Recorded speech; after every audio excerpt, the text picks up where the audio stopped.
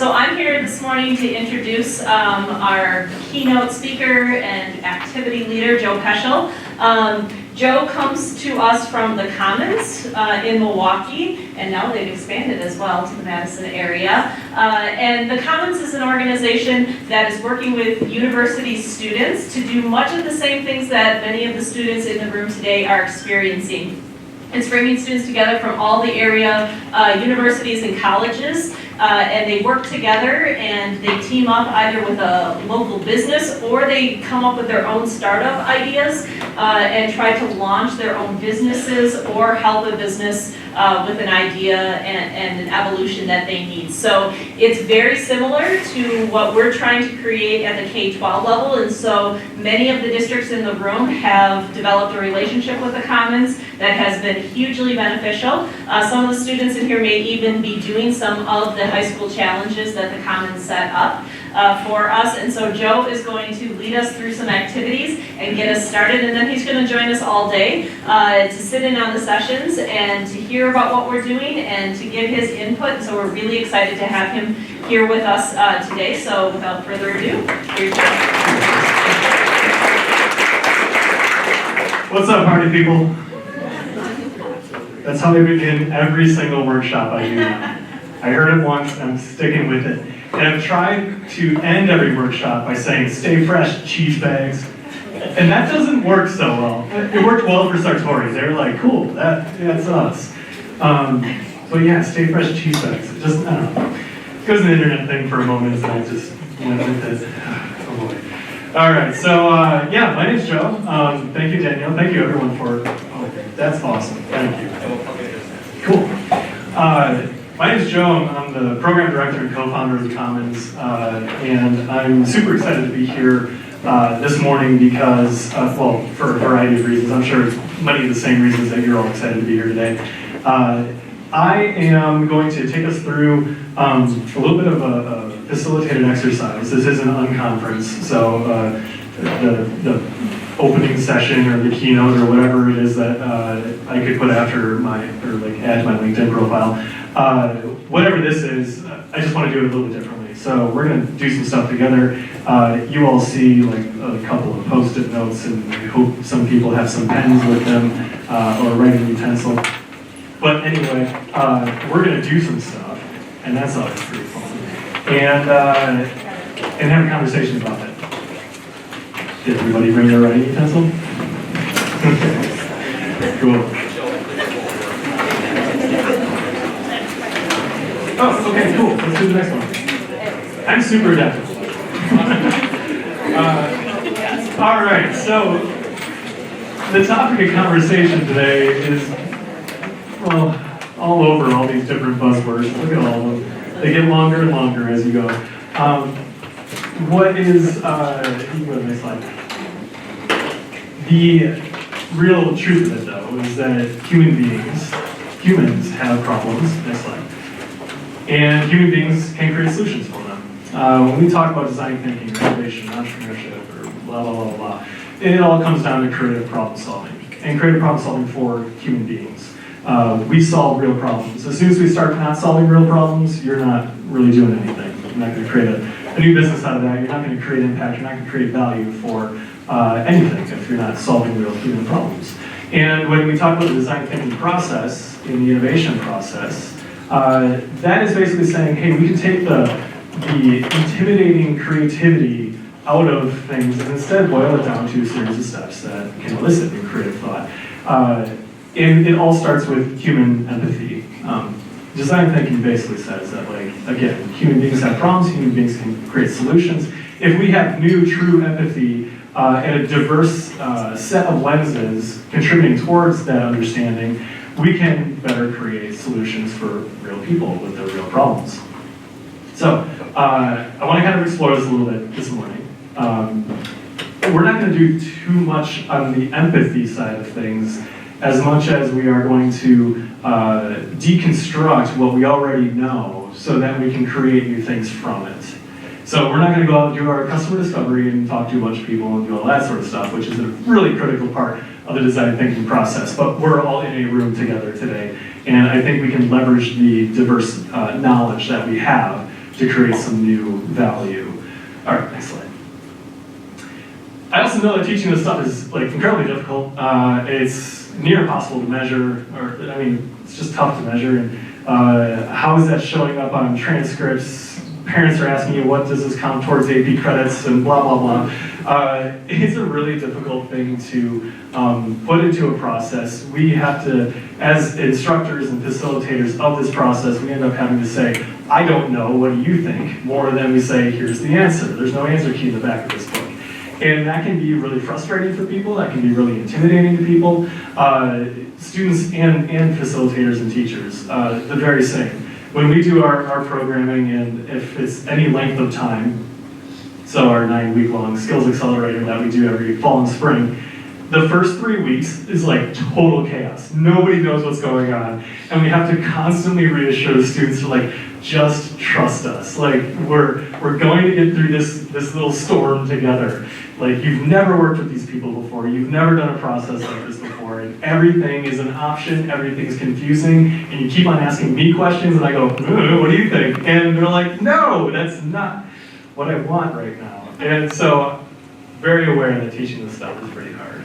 And we can talk more about this towards the end of the presentation. Next slide.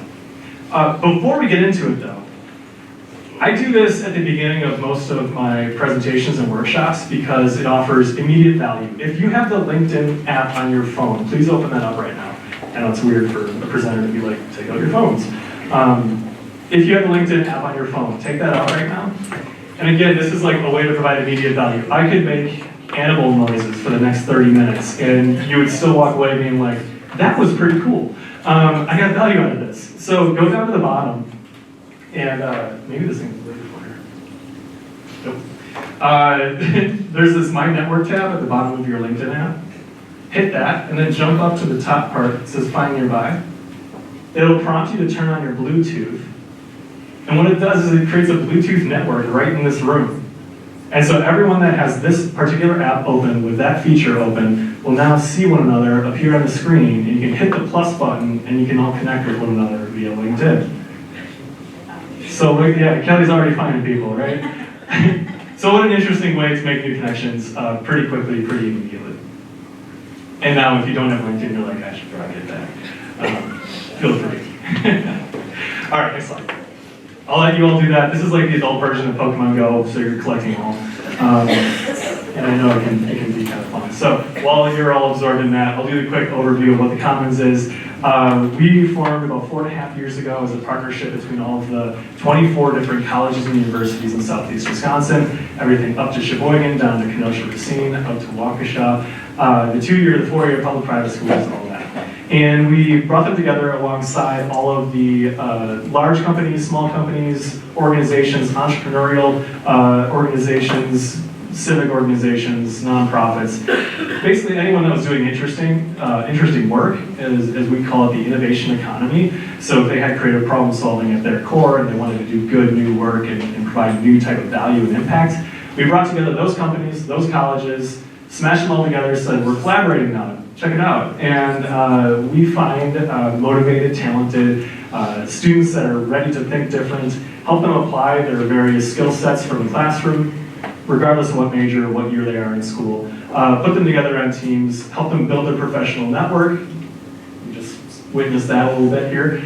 And help them create something impactful and understand a little bit more about that entrepreneurial mindset and the innovation process. You can go to the next slide. I think that's exactly what it says, the entrepreneurial mindset.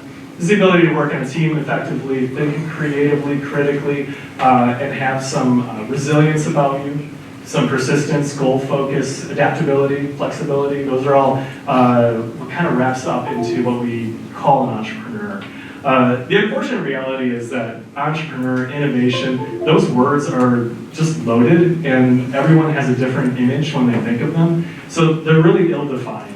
And for many students, they're like, I don't want to start a company now or soon after school. And quite honestly, controversial opinion, I don't think they should. I think it's a great exercise to go through. I think it's a great experience to go through. And I think that it provides the perfect environment to learn more about yourself and what things look like in the future, where your career path could go. It's an amazing exercise for that. And I have a hypothesis that by doing it earlier and experiencing the entrepreneurial process earlier, they'll get a great job, they'll accelerate themselves through that career, they'll be more successful faster. And instead of the average age of a CEO being, I think it's like 45 right now, instead of that average age, I think that we can get it down, we can accelerate that by 10 years, by 12 years, by 15 years. We can get that earlier. And that's going to be a huge economic driver for our region, for our state, for the country. All right, next slide. Try the clicker. Try the clicker down. I will do that. No. Right. Do I have to turn it on? No, I think if you just point at the... There you go. Oh, I feel really good about this. And I feel really good that I don't have to like keep on pointing it. Yes, great, thanks. Okay, so we blend this thing between the startup mentality, the industry innovation, making sure that all the projects are very real world and they're complementary to the skills that you're picking up in the classroom. We do this on cross-disciplinary teams, we bring in a lot of mentors, we build networks. It's good that you had it right at the right time, because I'm going to be like flying through these at this point. And so a peek behind the curtain, our goal is that we connect and collaborate across systems. We in the Commons, our team, we call ourselves systems entrepreneurs. Because we work with large organizations, we work with large systems that exist here, and help smooth some of those wheels out.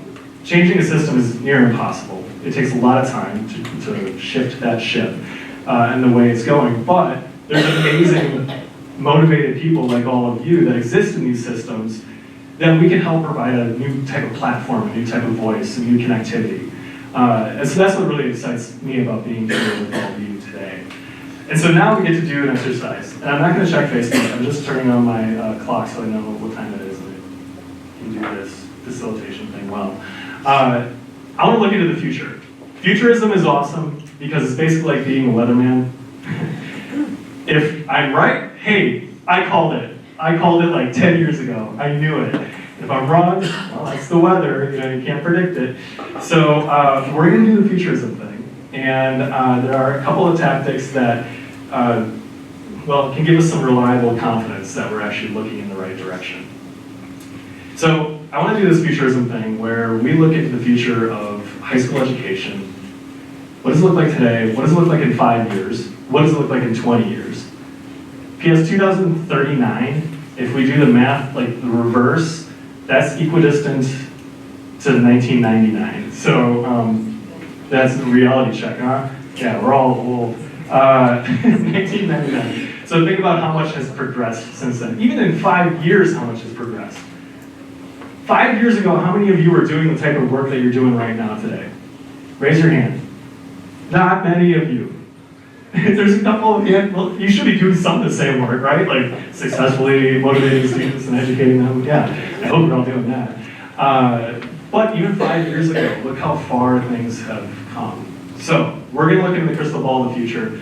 Quick side story. On my grandmother's deathbed, she had my dad come over, and I swear this is a funny story. She had my dad come over, and she's like, I have a secret to tell you that I have never told anyone before. And he's like, oh my gosh, we're a royal family, we are, I don't know, like all these sort of things. And my grandmother came over from Germany when she was like in her teens. So, and my dad knew very little about the rest of the family. So there's like all this stuff floating around his head. And she prefaces this by saying, on your father's side, which is a way of saying like, my blood is clean, but on your father's side, you're part gypsy. My dad's like, that doesn't matter anymore. Oh my God, this has been like weighing on her entire life. And so when I say I'm gonna look into the crystal ball, I know there's that image of like a gypsy doing crystal ball, so this is like really truthy. All of that to say, just that one little thing. Okay, so what we can do to effectively look into the future is use a strategy called the 3 horizons. 3 horizons of innovation. You can Google it, you can YouTube it, see some interesting videos that are probably animated nicely and have a robot talking, I don't know. But the 3 horizons strategy basically says, take today's trends and simply amplify them. That's a way to look into the future. We assume exponential growth, Moore's law, where the number of transistors in a chip doubles every single year, 2 years, 3 years, whatever it is. exponential growth, the hockey stick curve. It has held true for basically everything that you can apply it to in especially technological history. And so if we assume exponential growth of any trend we can identify, it's an interesting way of looking at the future. We're going to try that. So I want you to jot down on these Post-it notes. If you need to divide those up so that people have some even space here. And I realize you might need some scratch paper as well. If you really have. We'll give you those out.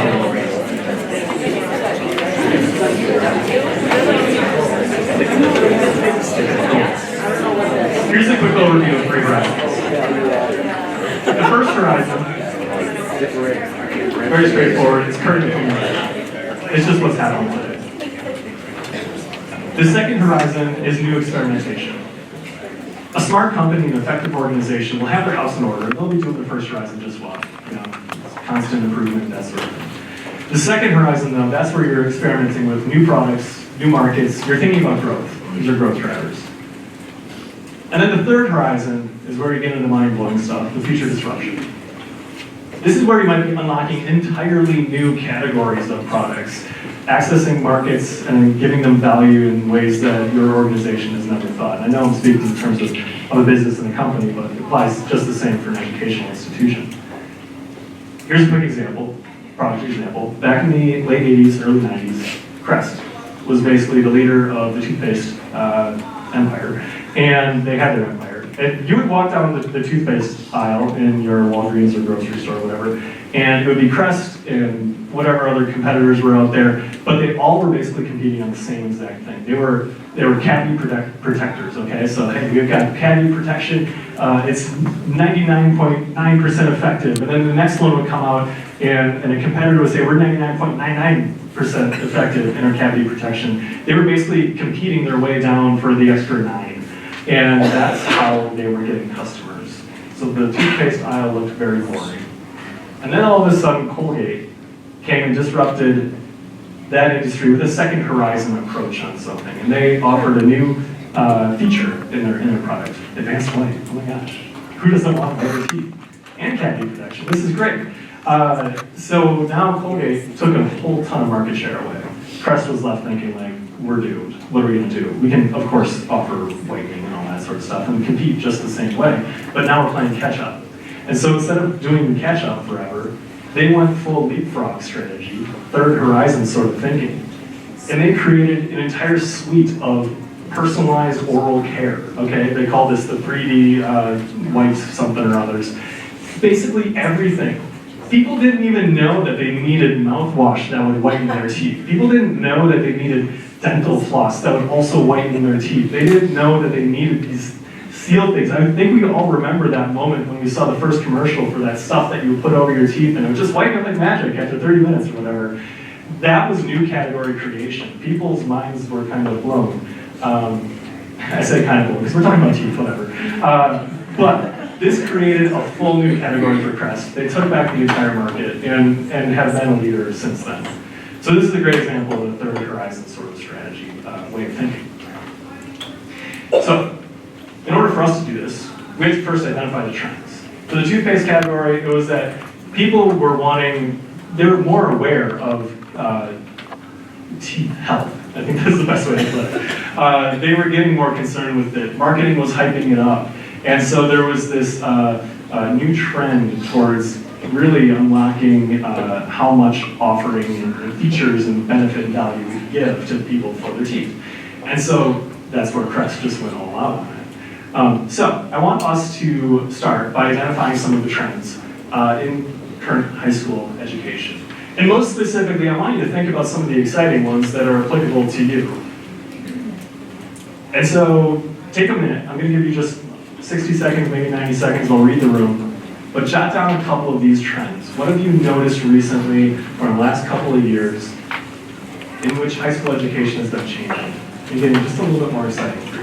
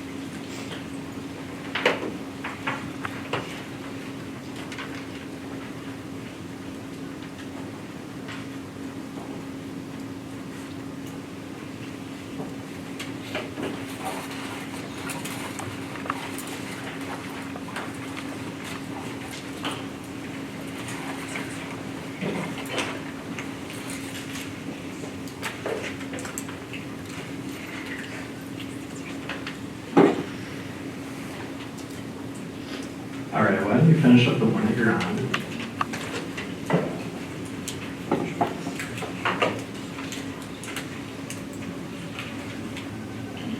So you can't put 5 page on here. All right. So this is the way this works. We just identified a couple of trends, all right? I want you to partner up with somebody next to you, or do the trio thing, whatever makes most sense for where you're at. Partner up, and we're gonna consider the first horizon here. I want you, in your partner or trio group, to pick one of your trends, something that you would want to see extrapolated further into the future. So pick one, and we're going to do a quick brainstorm where I want you to jot down some examples of this currently today. Okay, so you have your trend. I want to hear examples of it. It can be examples that you're doing in school. It can be classes that you've heard of, programs that you've heard of, organizations you've heard of, here, across the country, across the world, whatever. We're just going to get a quick lay of the land. I'm going to give you like 4 minutes to do this, because I want to generate a little bit of content to work with, okay? Cool. So, today, what are some of those examples? I'll let you talk. You got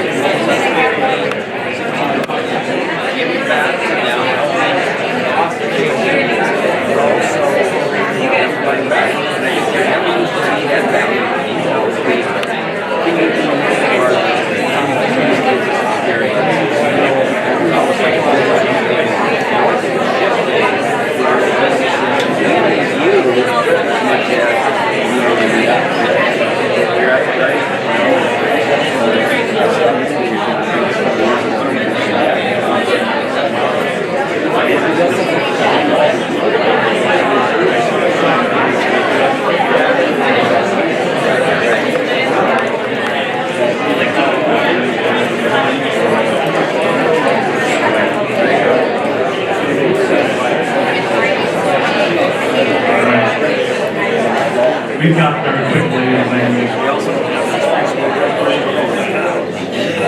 Now we get to go to the exciting part. This is the stuff that exists today. But what's the stuff that starts to exist tomorrow? Okay, so each one of your groups has a trend that you've identified. Screwed right up here. They were talking about the use of technology in the classroom. Freshmen at your school get a Chromebook when they start. We're talking about online study courses, YouTube videos, the technology that exists in the PLTW classes, that sort of stuff. So how is technology getting incorporated into the learning experience for students? Now we get to create, all right? So we're gonna look 5 years in the future, and we're gonna look 20 years in the future. Now in order to do the creative ideation process, a couple of quick tips. We basically do this in 2 steps. We create some choices and then we make some choices. Today it's going to be just about creating choices. We don't have to do the pitching of an idea that we want to see implemented. We do a lot of that. If you want to kick some ideas around later, let's do it. But on the creative choices side of things, we first get a head start. What this means is that when we're given a challenge, as human beings, we all innately have a couple ideas that hit our mind immediately. Ways that we would solve that, ideas that we have. And the unfortunate reality is that when we do a group brainstorm, we'll all get up to the blank wall and we'll just like sit and stare at one another until somebody says the first thing, and then we're down that rabbit hole for the rest of the session. And so getting a head start is a really fantastic way. It only requires like 30 seconds. It's really great. It's a fantastic way to get a couple of those initial ideas out of your head and in front of you, so that when you do the group session, everyone has a little bit to work with.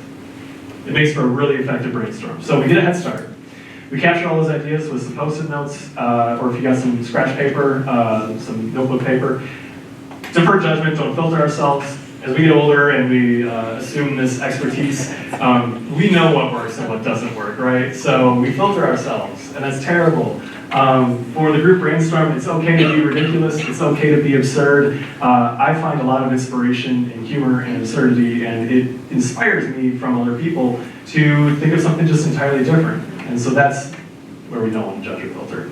And because it is just like a quick brainstorm, no time to explain anything, just like a frog in a toy airplane, go. We just need to continue forward, because our goal is quantity. We want to come up with as many ideas as possible. We create choices, so that we can sift through all the garbage that got out of our heads and find a couple of the golden nuggets, the things that really do resonate, the things that are exciting to us. Here, the most beautiful statement in the world, what if we suggest that anything is possible, and it's definitely possible if we do it together. So, the what if we statement, that's what we're after right now. So we're going to look at the second horizon. This is 5 years out. In 5 years, how will that trend that your group has identified, and the current examples of it today, how are those going to amplify in 5 years? That's not a whole lot of time, and we all know how education works too. 5 years, what does the world look like? There's going to be some interesting things. And so I want you to take a couple of minutes. I'm going to give you another 4 minutes to come up with a couple of ways that the trend that you've identified is going to be amplified. Think of this as like a 3x multiplier, okay? That's probably where we're going to be in 5 years. So come up with a couple of new ideas, work with your partners, get a head start right now, and then we're going to do this in 20 years, which is the real exciting one, okay? So I'm going to give everyone, let's do a 1 minute head start. I'm going to give everyone 1 minute head start. Jot down a couple of these ideas that you have for 5 years out, and then I'm going to give you 4 minutes to work with your team. Begins now.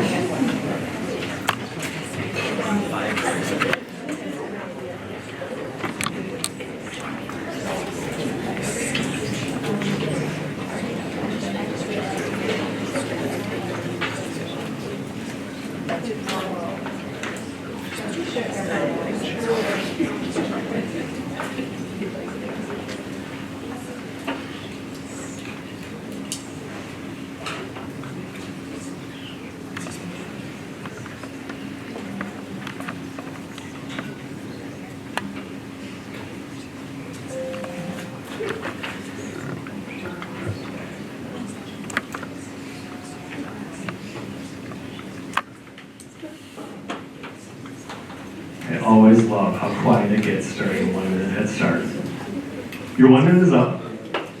Start to kick around some ideas with your team. You got 4 minutes.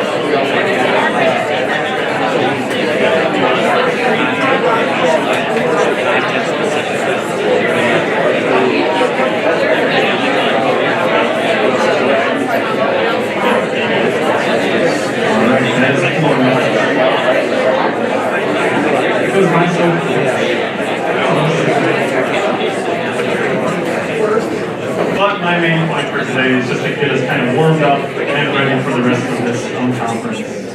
So, that was your 5-year mark.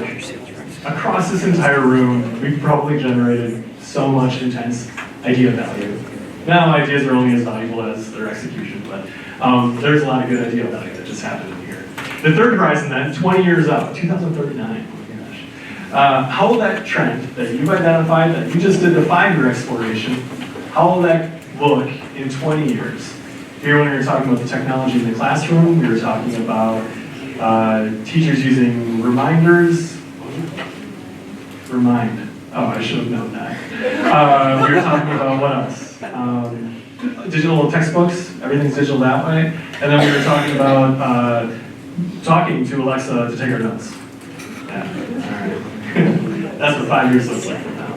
20 years though. I'm going to give you a 1 minute head start to think 20 years. This is our 10x multiplier. This is the crazy stuff, right? So have a little bit of fun with this one. What does the world look like in 20 years? Get your 1 minute head start.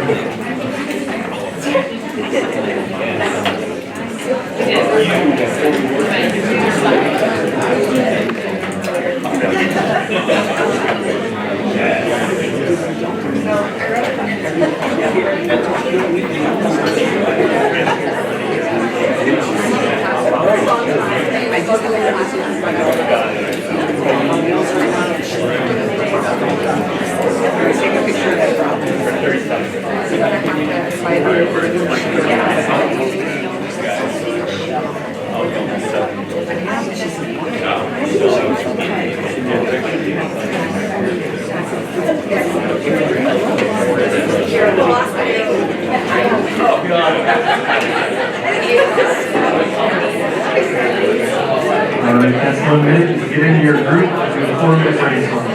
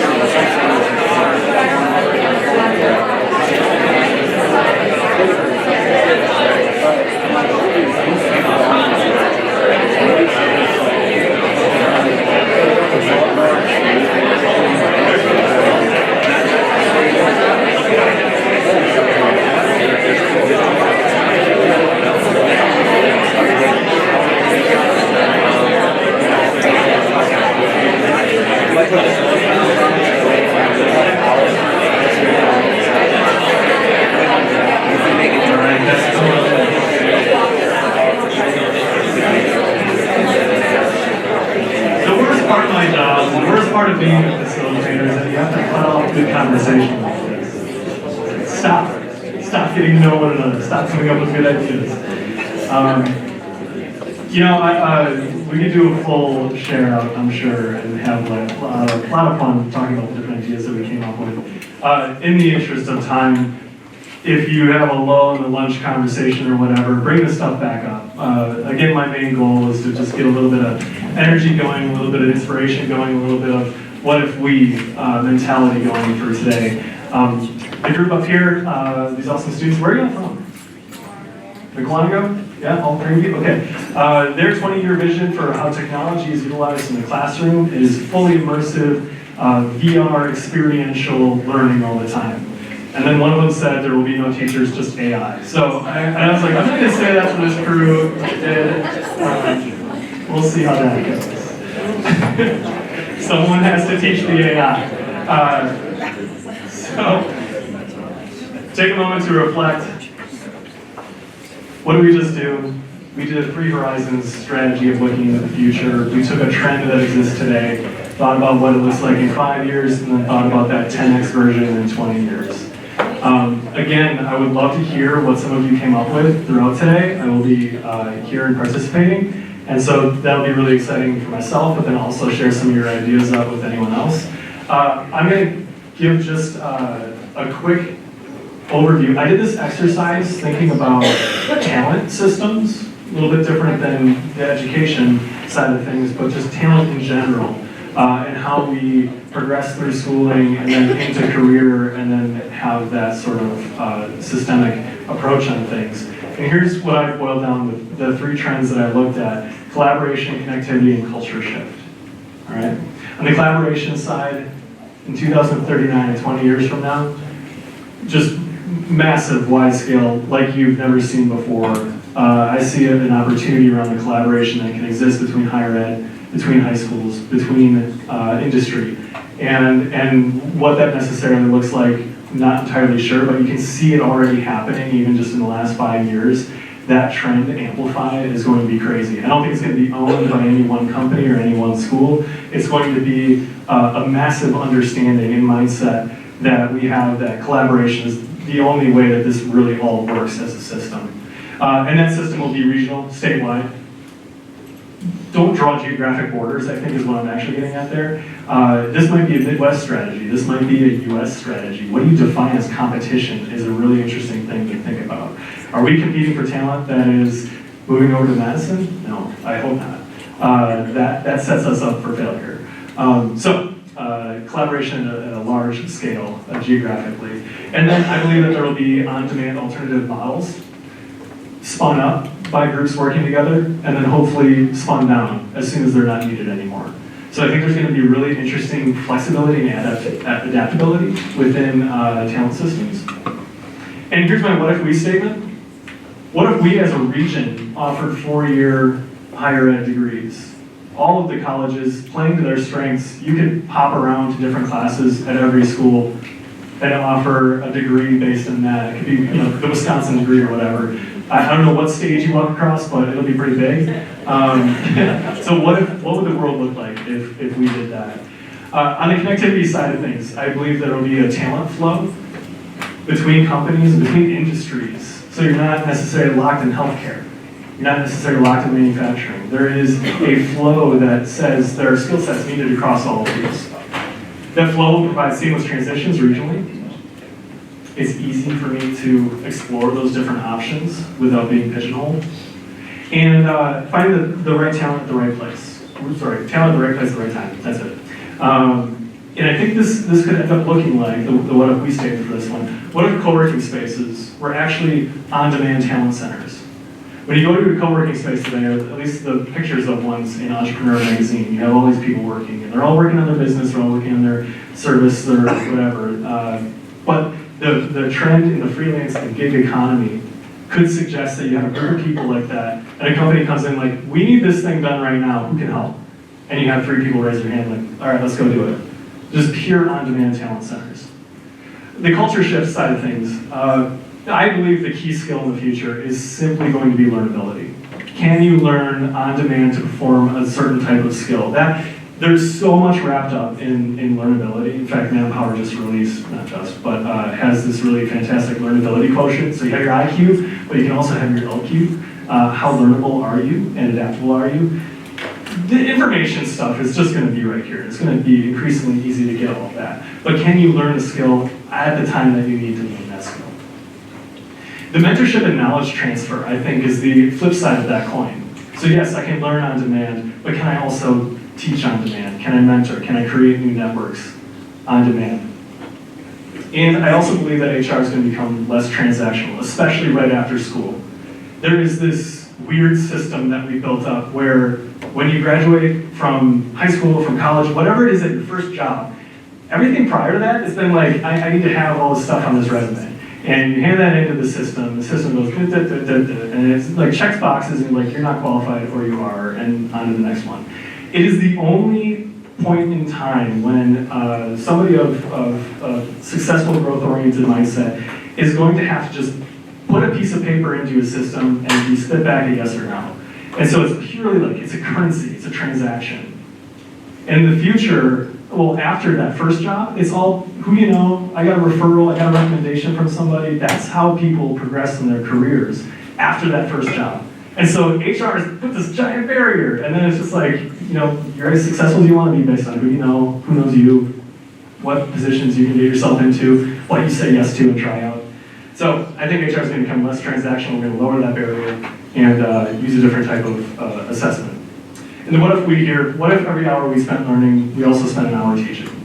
That's a truly like collaborative model for growth. And if a company is going to pay you to do professional development and learn some new skills, I'm speaking to the choir here, you all do the latter much more, I don't know. You all do both of these really well, but for many people it's like, I'm going to learn and I'm going to absorb, and then the mentorship, the teaching side of things is really not there. So I think there's going to be an interesting thing.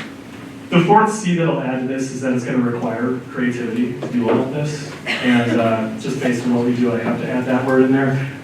So I think at a systems level, we have to be creative amongst education, amongst employers, amongst government even, and that's the only way that we're going to see like true economic transformation and growth across this region. So I'm really excited about that. I know we're against time, and so I'm just going to say thank you. I'm really excited to meet more of you today throughout this. I'm happy to kick around any questions or ideas or thoughts that you had. Otherwise, like, let's go do a bunch of what if we today and figure out what ISO looks like in the future. All right.